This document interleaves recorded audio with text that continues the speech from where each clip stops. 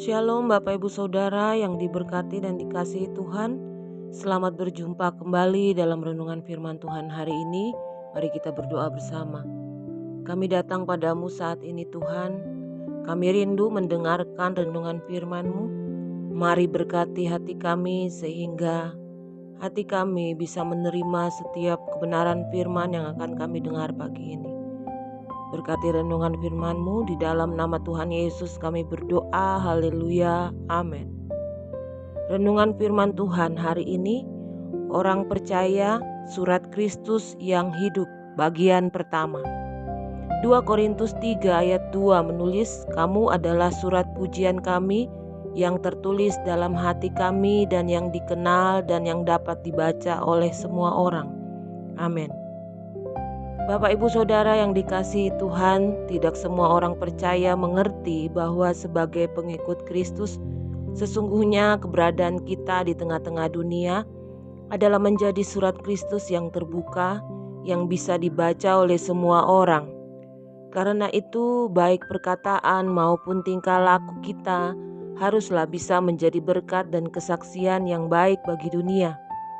Seringkali kita diingatkan dengan ayat ini. Barang siapa mengatakan bahwa ia ada di dalam Dia, ia wajib hidup sama seperti Kristus telah hidup. 1 Yohanes 2 ayat 6. Kalau kehidupan kita sama sekali tidak mencerminkan kehidupan seperti Kristus, maka kita bisa disebut sebagai orang-orang Kristen yang gagal total. Sebab sasaran utama hidup kekristenan adalah menjadi serupa dengan Kristus. Firman-Nya menulis, dan kita semua mencerminkan kemuliaan Tuhan dengan muka yang tidak berselubung. Dan karena kemuliaan itu datangnya dari Tuhan yang adalah Roh, maka kita diubah menjadi serupa dengan gambar-Nya dalam kemuliaan yang semakin besar. 2 Korintus 3 ayat 18. Bapak Ibu Saudara yang dikasihi Tuhan, orang percaya disebut sebagai surat Kristus. Artinya kehidupan kita bisa dibaca oleh semua orang. Hidup kita sama seperti surat yang merupakan sarana komunikasi tanpa suara, tetapi bisa dimengerti dari tulisan yang ada di dalamnya.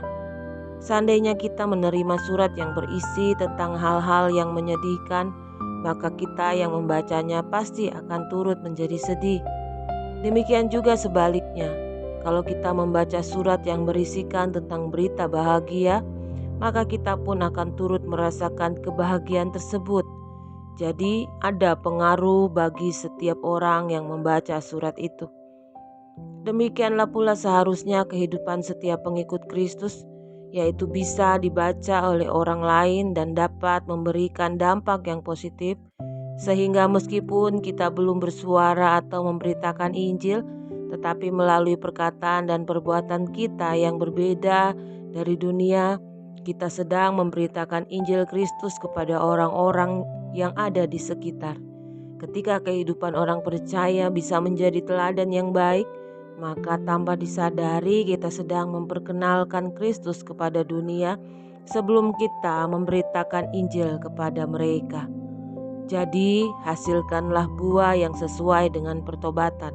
Matius 3 ayat 8. Amin. Mari kita berdoa. Tuhan, mampukan kami menjadi surat Kristus yang hidup, yang terbuka bagi banyak orang. Dan biarlah hidup kami menjadi berkat dan banyak jiwa-jiwa dimenangkan melalui hidup kami. Mampukan kami ya Roh Kudus, di dalam nama Tuhan Yesus. Berkati para pendengar saat ini, yang sakit diberikan kesembuhan, yang berbeban berat diberikan penghiburan. Terima kasih Tuhan, berkati sepanjang hari ini, berkati bangsa dan negara kami. Di dalam nama Tuhan Yesus kami berdoa, haleluya, amin. Selamat beraktivitas, Tuhan Yesus memberkati kita semua dengan limpah sepanjang hari ini. Amin.